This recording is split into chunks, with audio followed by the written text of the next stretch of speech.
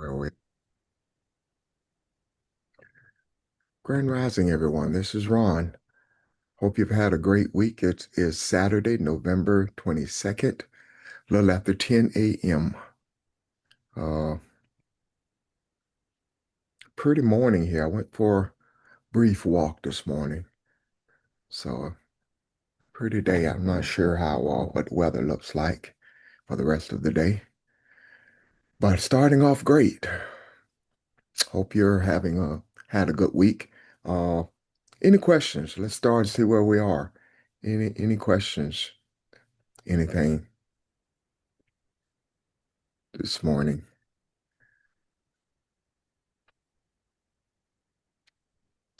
I tell you what, can I start y'all off with a weird dream I had Thursday morning? It wasn't terribly unpleasant, but it was kind of weird. Uh, I was in a gym, uh, and I think people were milling around in it. I think it was before the game started, but people were moving around, but nobody was on the court. There were nobody warming up or anything going on the court, but nobody was walking on the court either. So I'm standing by the bleachers and I'm just kind of looking around because it was a place I'd never been before. And I look at the entrance because I see people kind of scurrying out the way. And I look at the entrance and in walks a lion. And the first thing I notice is a female lion. Did not have a big mane or anything. And I saw how big she was. And she was beautiful. And she just started just a slow, deliberate walk. And I looked at her and we locked eyes. And I said, why is that lion coming over here? And so I started backing up. I said, maybe I'm in her path. Maybe she's going somewhere. And so I was thinking in my mind, she's coming to you. And I'm like, why would a lion come to bother me? So I started backpedaling and I started walking across the court. And I get to the other end of the gym and she's still coming. And there's an entrance that you can go in to go to where all the classrooms are. And I thought, nobody's down there. If I get down there and she trapped me somewhere, I'm gone. So I stopped and I put my back against the wall and I just stood there. And she walks up to me. And you know how a cat kind of lowers their head and start rubbing their head on your leg? She starts rubbing her body up against me. And just kind of instinctively, I put my hand out and I rubbed the top of her head. And she put her paws up to me. And I went down to my knees and we started hugging. And next thing I know, I'm wrestling on the floor with a lion. And the one thing I remembered was I thought, she doesn't smell bad. I thought, this is a lion. This is a full-grown lion. And it has a pleasant odor. And she feels her mane just softened. And I sat there and I thought, what is going on? And that's when I woke up. But I sat there and had a kind of moment with a lion. And I just thought that was so weird, but have no idea what it means either. But anyway, just thought I'd share it with you.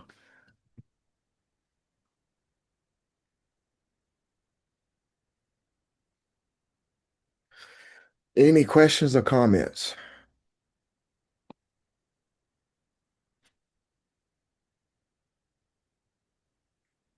Nothing?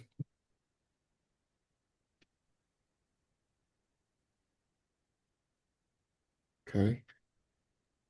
Ron, I have a question. I know you said you don't know what the dream means, but did anything come to your mind about the dream? I don't know what she represents. Okay. I don't know why it was a female lion. I don't know what she represents. I have no idea. I didn't I don't I know I did not go to sleep thinking about lions. So Okay. just thought it was kind of weird. Interesting. But maybe in a day or two it'll come to me. Okay. But anyway,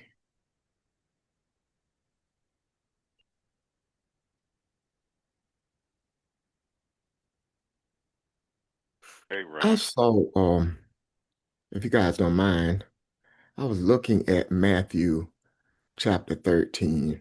And again, uh try to meditate on where we are and what we're looking at and what's going on in the world. And I see us all through these parables.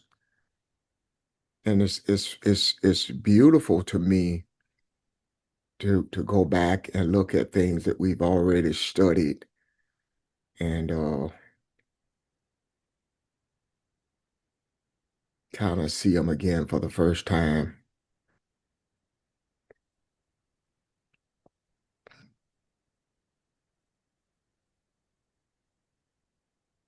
But I want to read some a part of this to you because it's a lot of stuff in here, and you can kind of use it go back start at any point and have a discussion. But just for the sake of today, I'm gonna start at verse 18. I'm in Mark 13, chapter 13, verse 18, okay? It says, "Hear the parable of the sower. When anyone hears the word of the kingdom and does not understand it, the evil one comes and snatches away what has been sown in his heart. When anyone hears the word of the kingdom and does not understand it, the evil one comes and snatches away what has been sown in his heart. This is the one, this is the one on whom seed was sown beside the road. One whose seed was sown beside the road on rocky. That ain't where I want to go. Excuse me. That was a good one too, but that's not where I want to go this morning. I'm gonna start in verse 24. I'm sorry. I'm gonna start in verse 24. Excuse Jesus, me, Ron. Is it Mark or is it Matthew? Because you said Matthew, Matthew first. Matthew 13. Oh, okay, thank you. Yeah. Let me give you a second to get there, but it's Matthew 13.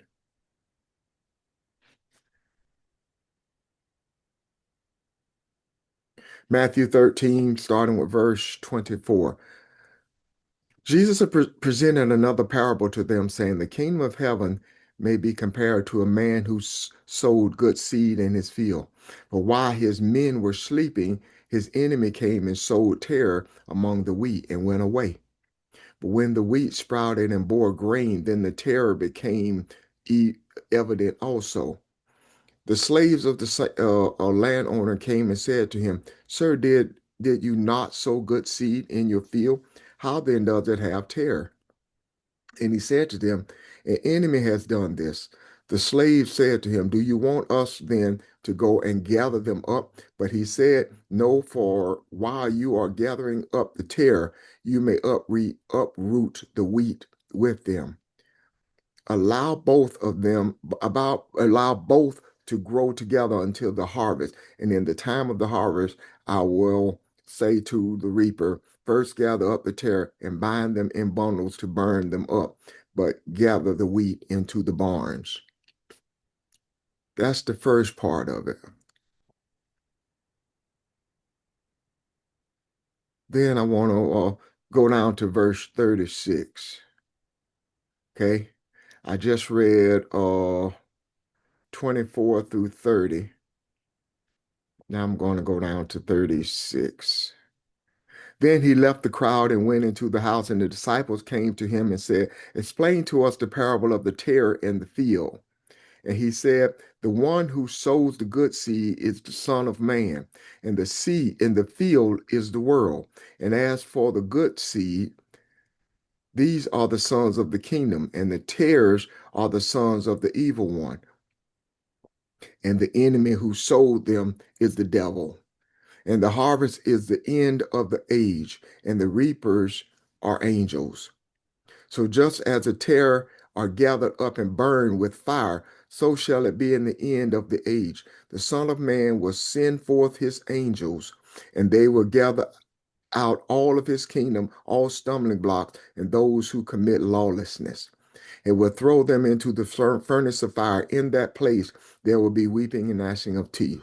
Then the righteous will shine forth as the sun in the kingdom of their Father. He who has ears, let him hear. What do y'all think of that? What do you get from that in today's climate?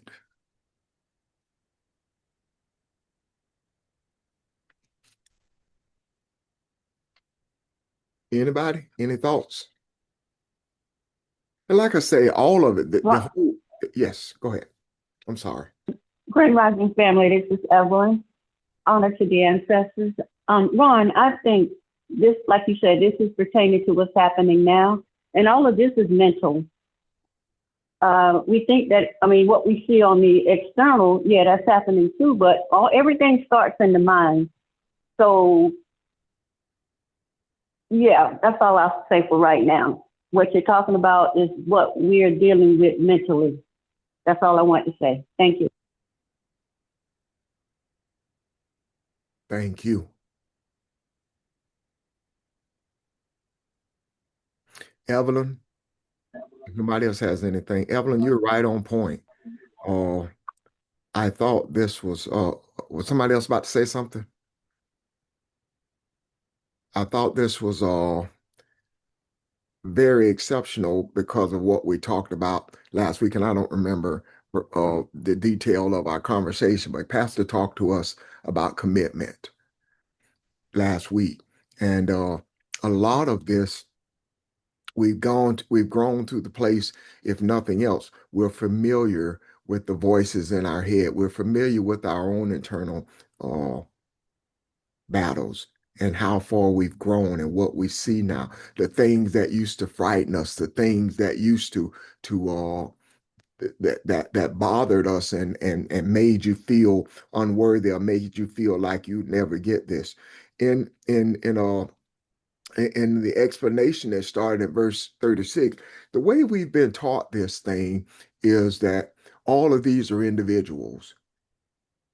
All of this is individuals that you battle with. The devil comes to you in the world and does all these things to you, make you do this, and you have no control. And if you listen to religion, it'll have the evilness just as strong as righteousness. But once you gather, rather see who you are, you will know that a lot of what is being said here uh, is a strengthening thing. It is talking about your growth. It is nothing bad. It is talking about how far we have come. It is talking about look inside of you, and even though the enemy comes and do this at night, we always have these moments of lapse. We talk about staying in the moment. We talk about staying in the now. We talk about having raising our consciousness. We talk about our meditations, but there's always a night. There's always a time when you sit back and you sleep or you rest and you don't guard yourself as you should, and or shouldn't say as you should, but because these things are necessary. They're necessary to the point that they sharpen us. They're necessary because they bring about a deeper place of awareness.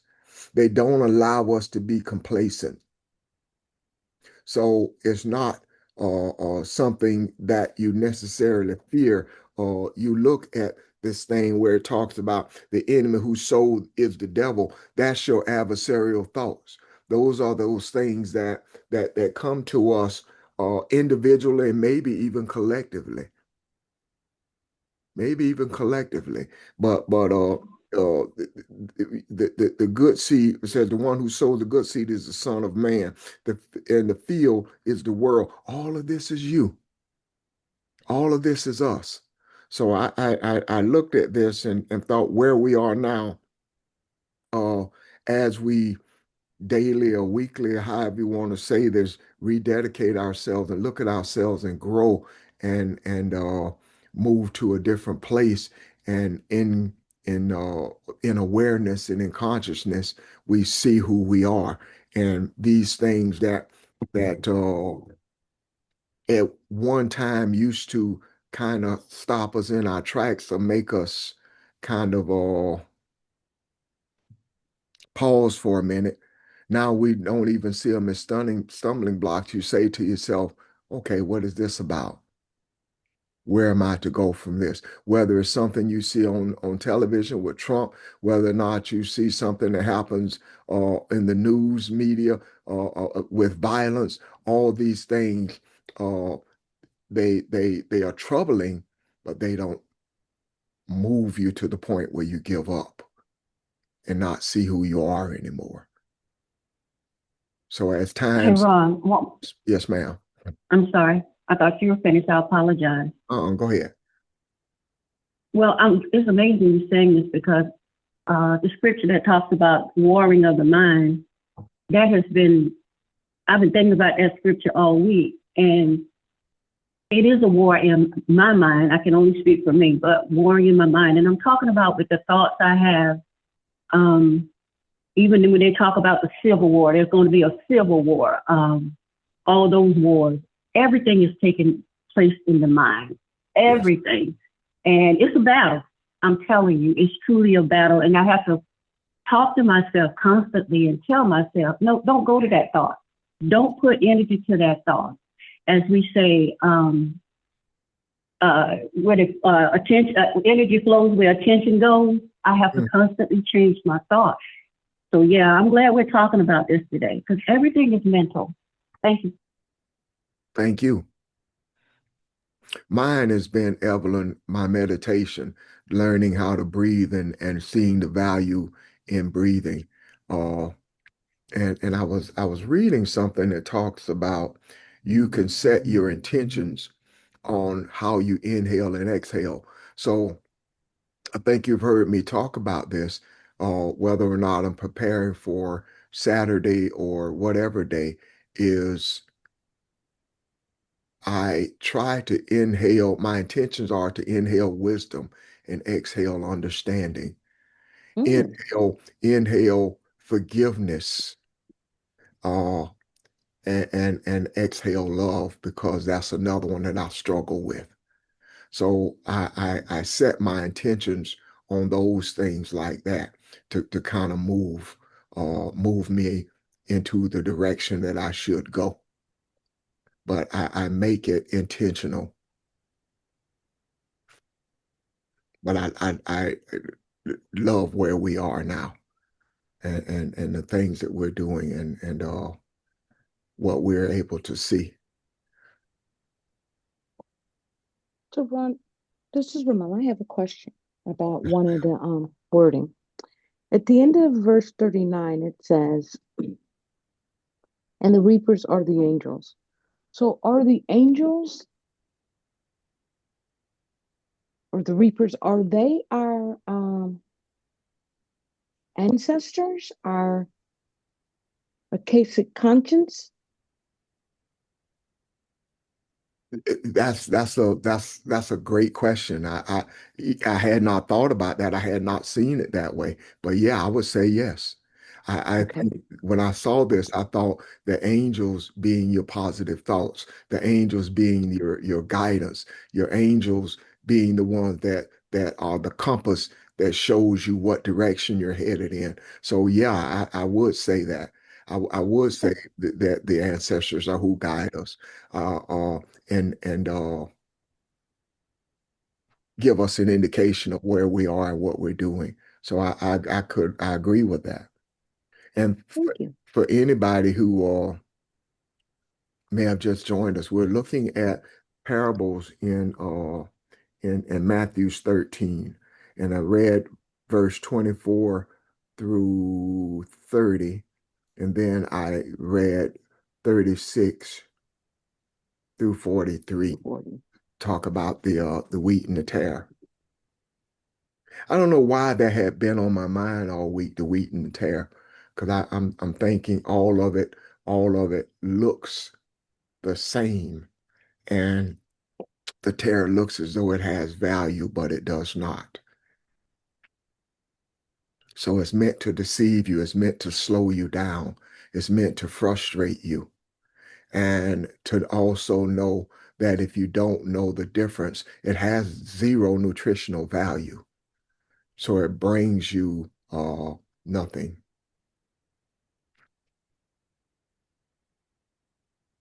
Ron, Yes, ma'am. Grand Rising family.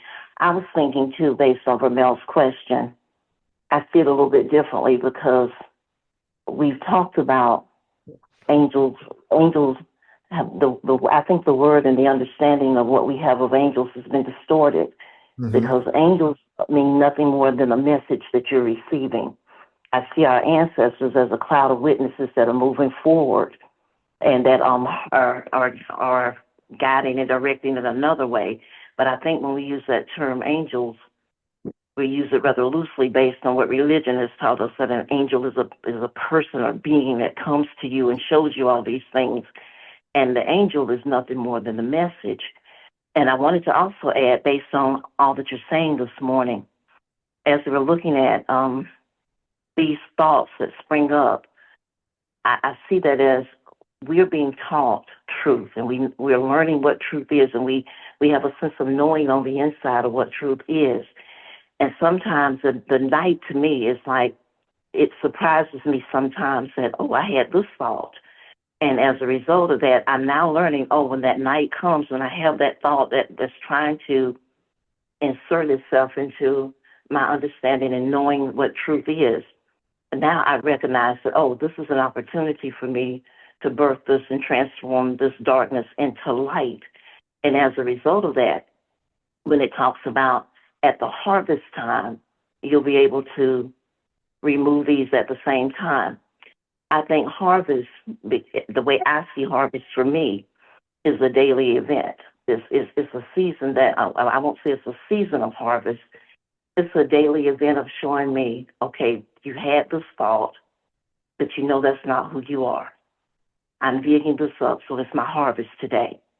I may wake up tomorrow and have another thought, or later today and have another thought and go, oh, no, I know better than that. That's not who I am. So it's harvest. Remove that now. And how am I removing that? I'm removing that because that thought gives me opportunity to show me that, boy, if you weren't aware of who you are, look at all the things you would be combating, these feelings, these thoughts, this energy, this negative energy that's constantly coming at you. But now you understand the value and the importance and the ability that you have in transforming all of those things and changing it and separating it now. So I see the darkness as an opportunity of birth. And birth what? Birthing into truth and knowledge. And as a result of that birth, I see now that harvest time for me is whenever I make up my mind that I am not giving in to these emotions. I am not giving in to these thoughts. I'm not going to feel this way. I'm not going to act this way. That becomes my harvest. And I just wanted to share those things because I was seeing it a little bit differently, and I just wanted to share that. Thank you. Okay. Grand Rising family, this is Barbara. Kathy, if I can just add onto what you said as a supportive kind of thing. If you look at verses, I went further and looked at 47, talking about God's kingdom being like a fish net cast into the sea, catching all kinds of fish. When it's full, you just pull your haul onto the beach, and the good fish are picked out and put in a tub. Those unfit to eat are thrown away, and those are the thoughts. So we get the message when we are in tune to the universe. That the directions for our lives are part of the universe. If you want to do this, this is what you do. If you want to be forgiven, you must forgive. If you want to, whatever. And we are the ones who separate out, as you say, when it's time for us to, on a day-to-day basis, sometimes on an hour-by-hour, moment-by-moment basis, we have opportunity to make decisions, to choose between the thoughts that we will allow to take seed and the thoughts that need to come out. And so it says when the curtain comes down on history, or when it's time for the harvest, or when it's time for us to gather what's planted, the message that we have in us will discern what's the bad fish and what's the good fish, what's the good thought, what's the bad thought, and we will choose to think on those good thoughts and give life to and create from those thoughts, rather than I think you and Ron both said you just let those bad thoughts just go on through because you know they're not good for you, and so you don't cross your line to capture those and bring them in so that you can devour those things that are antithetical to your essence, to who you are. You choose no, I will not accept that. That's not part of who I am, and that is part of the harvest too. The message is that we have the message inside of us. We have the truth inside of us. That's the ultimate message, and that's what helps us, as you just said, Kathy, discern and choose what we will allow into our being. So it's another way of seeing it, but I believe it supports what's been said this morning. Thank you. Thank you. Thank both of you. I love that. Question. Yes, ma'am. So Barb, are you saying that we reap the harvest when we truly know who we are and we can decide what it is that we're going to do or say or whatever?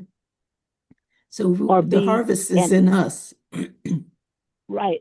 I'm agreeing with what Kathy said. The harvest is not necessarily at the end of some long period of time. This is a daily kind of thing. Yeah. This is a daily thing. It's a daily life walk, if you will, or life thought, if you will. So the harvest is a continual thing. And it's not an external thing. Right. No, not at all. Kathy, is that sort of what you're saying, that it's a continual kind of thing? It is not. Absolutely. I didn't join in, Barbara, because you're saying exactly the point that I was trying to make. It is up to us to do this continuously. I mean, we are bombarded with thoughts and energies and things every day that are negative to the awareness of who we are. And as a result of that, we have to be the ones to make the decision that either I'm going to internalize this and let myself go into a place where it's going to be hard for me to come back for, because now I'm feeling all of these emotions and I feel like giving up. It's too hard. It's a lot. Or either I take that dark place. And when I speak of the night that came, I always think of night as a womb, a place of birth. And as a result of me having this womb where I can birth something, even though the thoughts came to me, I have the ability to birth them into something positive, life, something other than the negativity that is trying to take root in my mind and tell me who I'm not and tell me what I can't do and tell me you should feel this way, all of these negative things. So as a result of that, the harvest is a continuous process that goes on daily. And that's why I said it's not some season where in the season now we're going to go and dig all of these things up. The way I'm seeing it is a continuous walk that we do daily to stay in a place of balance and have our equilibrium so that we can see things with our eye and really process it through our eye as opposed to processing through my emotions only. Because it's okay to have a reaction and have emotions, but you have to be careful that you don't end up staying in that place, especially if it's a downward spiral. You don't want to stay there. And that's when it's opportunity to reap. That's when it's time to dig up. That's when it's time to separate. And I just see that as something that we have to do continuously, daily.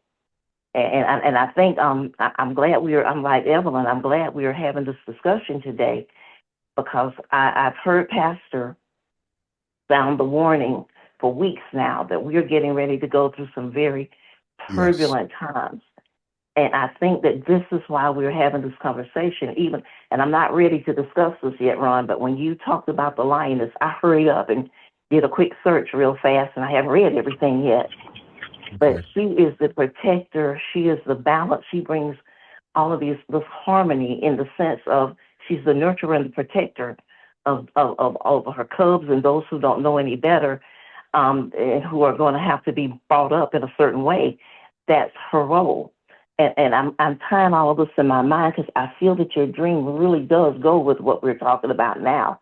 I want to look at that a little bit more, but because I'm listening to the lesson, so I stopped reading what it said about that, because I was getting the spiritual understanding of lioness and what that means, why a female lioness, why it was a lioness and not a lion. Mm-hmm. And so I think all of these things they all tie together, and it's just a reminder for us to stay the course, because no matter what's coming, no matter how difficult it gets, know who you are and stand in your truth. You've got to be reminded. You got to remind yourself. No one can do that for you. You have to do that for yourself. And so that's why I'm saying I see this as a continuous daily thing that we have to do. And that's what I wanted to share. Thank you. So what we're doing is dispelling an interpretation that we've had all of our lives, some of us, of what due season is. In due season, you shall reap if you faint not. And we're thinking that due season is, okay, when we die and we go to heaven. That's not the due season. The due season is whatever period of time in our lives that we require the truth to guide us. The message to we decipher the message that we already have, which is a wisdom from the universe and the direction that ancestors have given us. The due season is every single decision that we make that we have to decide. Are we going to be who we are? Are we going to use the world's definition and the world's perception on a particular issue to define how we choose to react to it, rather than respond from what we already know, the seeds already implanted in our essence, in our being. So due season is every single moment, not the end of our lives. Yeah. Due season. Absolutely. And due season is every single moment, because I am the Lord of my harvest. Yes. Yes. You are the Lord of your harvest. Yeah. It's not some nebulous thing out there. It's you, me. We are the lords of our own harvest. Ladies, I'm gonna ask you to go back over, make sure we got this part, because this was beautifully said.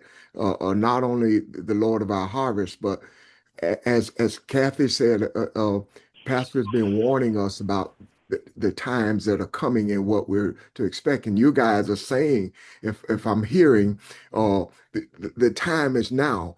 The time is now. Stay in the present and know who you are. But the beautiful thing that I heard is talking about the darkness. Those times when you feel lonely, those times when depression is about, those are opportunities. Talk about that some more, because we're going through some things now, and some of it may feel lonely, some of it may seem hard. You're weak on them. Wednesday or Thursday when there's nobody to call or you can't get a hold of somebody. Talk about that darkness and it being an opportunity.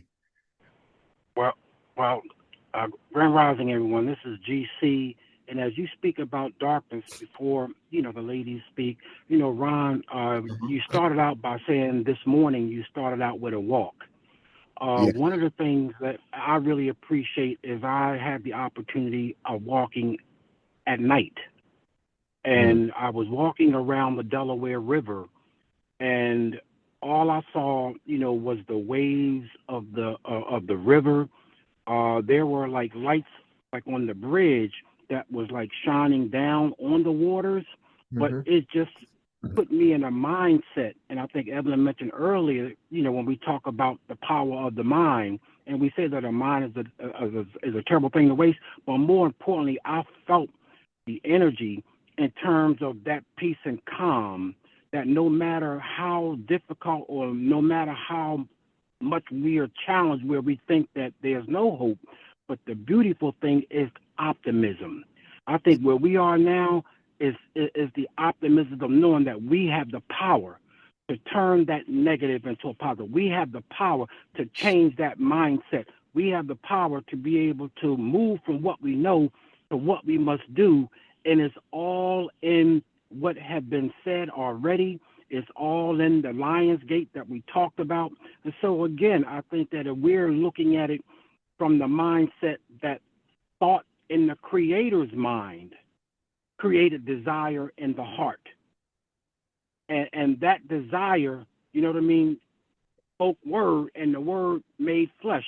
So what are we saying? We're saying again that when we know who we are, that's the reassurance to know that we have the power to change those negative thoughts or any situation that may be a challenge. As Kathy said in the past, that's an opportunity. So I just wanted to share those thoughts, Ron. Thank you, sir. Very well said. Ashe. Yeah. Yes, I should. And Ron, what I was saying too, and thank you, George, because I agree. I'm loving this conversation this morning. When I was saying the darkness, I was saying it's like the womb, because in the darkness of the womb, life is birth. From that womb, life is birth. If those thoughts are in a dark place, I have an opportunity to birth something from that womb of darkness with those thoughts. Now the question becomes, what are you going to birth? Are you going to give into the negativity that's trying to take hold and uproot itself and have a stronghold in your mind? Or are you going to give life to something that is spiritual? And what I mean by that, are you going to birth who we are, who our essence is, what we want, in the sense of knowing that whatever I give context to, I think Evelyn said it earlier, where my attention flows, the energy goes, where am I going to put that energy now to birth something? So from the context of that womb, these thoughts have an opportunity to be birthed into something negative or positive if I'm looking at it from a place of birthing, as darkness represents birth. And so now that I'm understanding that I have the ability to reign in this harvest, because we talked about the harvest the way I'm looking at it this morning, it is in that darkness is where the harvest begins, because now I see a place of reference from where I'm going to birth from. And what I mean by that, I will either give context of energy and life to that and balance as a spiritual being that I am, or I will live as a mere man and birth chaos and anxiety and angst from that place. So I always have that opportunity and that choice to birth something differently than what it's trying to tell me that it is, if that makes any sense. And I would love any input, because I feel like I'm rambling, but I hope that makes sense. I hope that made sense. Ashe. It makes sense. So you're seeding that darkness with enlightenment. Yeah. There you go. Yes. That's part of the nourishment that you're providing for that thought that's in the dark. You're seeding it with light, with purity, with joy, with loving kindness. And if we have the choice as creators to choose what we create, your point is, wow, that's the period, and that's the point, that's the time, that's the season to already begin to shape that creative thought into a being of light, into a thing of light, into a product of light. So I'm Absolutely. feeling that resonating with it, Kathy. So Yes, so and highly. I agree wholeheartedly. And thank you for coming back and saying it another way. But I know it takes a village, because I felt like I was rambling, but that's exactly what I was trying to say. So thank you. So we've also talked about darkness as wisdom. So it's in darkness, and when you're feeling alone or lonely or whatever, that's a time when we can let the silence work for us, because in silence you find God. You find God. And I'm pointing to myself because, that is it. You are God. You are the creator. So the wisdom, when you look at those dark times as an opportunity to be silent and to find God, then it comes back around to Kathy's point. You create what's gonna result from it. The wise have said that wisdom is knowing the end in the beginning. You already know the end of the story. That's what it says. So being creatures of light, being beings of light, we know the end at the beginning of the story. And that's what I think Kathy is talking about in terms of the darkness that, we're dispelling it. We're doing so much today with dispelling all this negativity about what darkness is and light. Well, it's in the darkness, as has been said, that you create that which is shown in the light. And so wisdom is knowing the end in the beginning. So if we know the end in the beginning, we know who we are in the beginning of any of these negative thoughts, then we know how to dispel them and how to create positivity out of it. And Barbara, you remind me of what Pastor taught us a long time ago. I think he said it, I hope I say it the right way. He said that our past is always in front of us and our future is always behind us. You remember that conversation that he taught when he taught that? And that's what you just described. So yes. Wow. Well, this is Angela. Can I say something? I wanted to share. So what everyone's been talking about the harvest and knowing who you are. So like Thursday, so this is the work thing. I go to work, and we have different groups that we're on. So I was put on the group with one of the people that I wasn't supposed to have. So the team lead, he changed it around and put me somewhere else. So the DON comes up to me and calls me over in the corner and accuses me of change. I didn't tell you to change that. You put yourself. I said I did not put myself on this group. Somebody else changed. Well, you co-signed on, and I told her that she don't have the right to accuse me of anything I didn't do. She coming over here accusing me. So I was defending myself, telling her that she doesn't have the right to accuse me because I didn't do it, and she didn't say nothing to the other person. So yes, I felt very upset. I was upset, so I was asking her questions, and she was like, "You want to come to my office?" And I told her, I didn't say. I just told her, within it wasn't good for me to come again, creating space, not to go to her office. So I was telling one of the leads to tell her that he is the one that changed it, but she didn't say nothing. She went on. So I talked to somebody else, and they were just like telling me to refer to go to HR. But I was talking to the team lead, and she asked me, was I okay? And I was told her I was built for this. Not saying I'm built to be mistreated. No, that's not what I mean. I'm built to to withstand these trials and tribulations, or however you want to call it, but it's not to destroy me.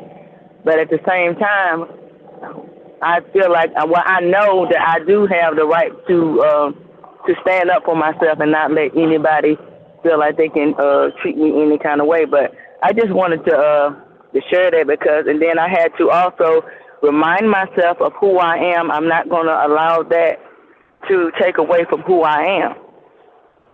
So I just wanted to share that and just release and just let it go. Thank you. Thank you. Thank you for sharing.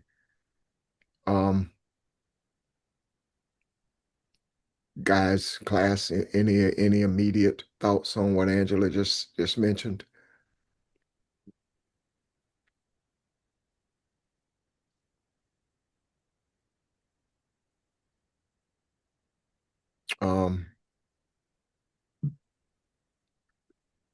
I just have one comment, Ron. Yes, ma'am. When she said I was built for this, that resonated with me. Yeah. Because we weren't built for the pathway to be easy all the time. We weren't built to have a life of ease all the time. We are built to handle, absorb, transform whatever we need to do, because we are whatever we need to be when we need to be it. We're built for that. And out of everything that she said, that was my biggest takeaway, was recognizing basically another way of saying, this is who I am. I can endure. I can handle this. And that resonates so strongly with me right now, because of all that I see happening. We've said it another way. We always will say from Esther, I was purposed for such a time as this. But I like how she said I was built for this. And I just wanted to share that. Thank you. If I can say the same thing in another way, there are times, you've heard me talk about this, that I get to work early to sit in my car and remind myself who I am. So no matter what happens, I'm not trying to shape anything. I just, as Angela put it, I was built for this. I don't use those words, but I sit there and breathe and say, okay, it's okay.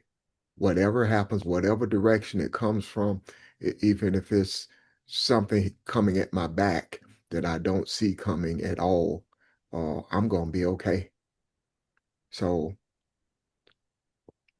I guess it's another way of saying the same thing, whatever it takes to prepare you for your day.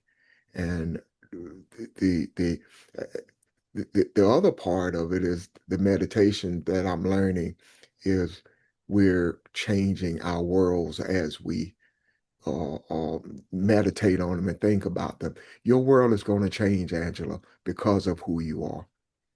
Your world is going to change. And I'm not saying you're going to physically change locations, jobs, or anything, but the treatment, the respect, lack of respect, or how are you going to look at that? Just keep hanging in there, remembering who you are. And when it's time to move, you will move. But right now, as you have already stated, let that be your love, your heart is knowing who you are. And I think something else, as long as we have been together, even before we came on this phone, I learned so much from this group. I learned so much from these discussions. And I have, in all of my years, I have never stopped to think, when I'm in a state of depression, when I'm having that pity party, or when I'm so frustrated, I can't think straight, and I don't want to talk to anybody.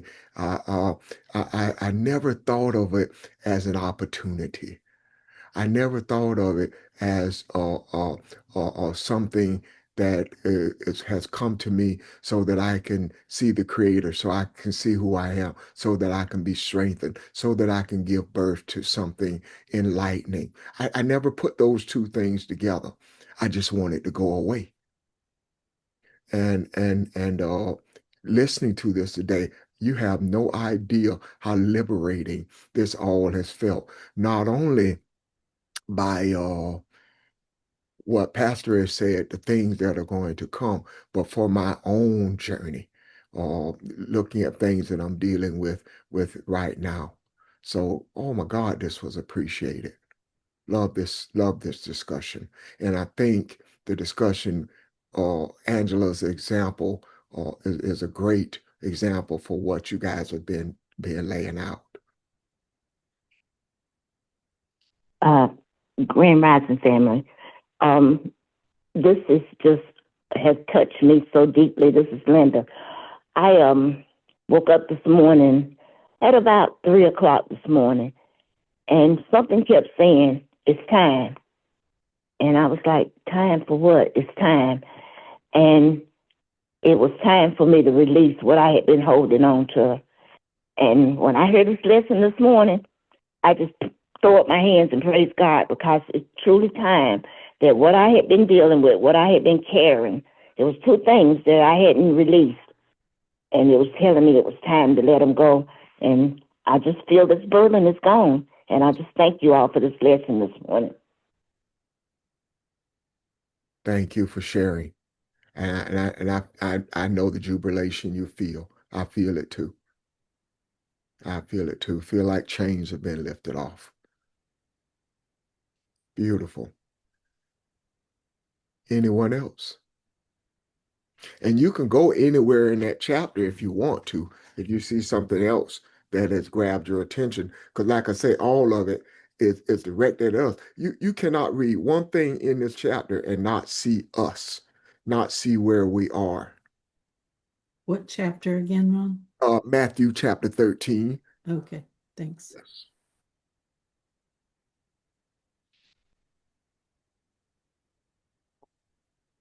I want to say this, and I'm all we the Creator has brought us together, as you guys know, and today was one of those times that just purely awesome. I remember one time I was pastor called me on a Friday night to tell me he wasn't going to be there Saturday morning. And that scared the daylights out of me. And I'm thinking, you called me tonight to tell me this? And he said something to me. He said, you do know this isn't on you, right? You do know that you don't have to come up with a lesson. And I'm thinking, okay, let's see how this plays out. And the thing is, if the Creator talks to us all the time, he's talking to somebody on this phone, or is talking to somebody on this phone, not he. And today was a great example of that. This group came together with insight and pulled the cover off of something that we all going to need right now and in the days to come. This was a beautiful discussion. And there may be days that we don't talk this long. It doesn't matter. It's the content that counts. So I just say that to say thank you. I love your energy. I love who we are, your input, your thoughts, your prayers, your meditations, and remind you, as Angela has with her story, we're all in this together. We're all in this together. And if it helps sometimes not to look at all the stuff that the news media tries to bring us, then not look at it if it's going to take you off focus. But I see darkness now in a whole different light. I will never try to avoid it again. And I thank you for that. don't want to cut us off though, if there's anybody that that has a thought they want to bring. Ron, this is Angela. I just wanted to say these discussions that we have, they do help. They really do help. So thank you to everybody. Thank you. I want to echo her. This is Vermel. I want to echo her. Thank you, everybody, for this conversation today. It really helped me to see. Thank you. Thank you. Thank you. All righty. Well, as all of our lessons, this is open. This chapter is open if anybody ever want to come back to it. Chapter 13 of Matthew, because I don't know where we go tomorrow. We'll see. And have an awesome day. And thank you for a very enlightening morning. Thank you. Thank you, everyone. Thank you. Thank you. Bye. Thank you. Thank you, everyone. Talk to you tomorrow. Take care, family.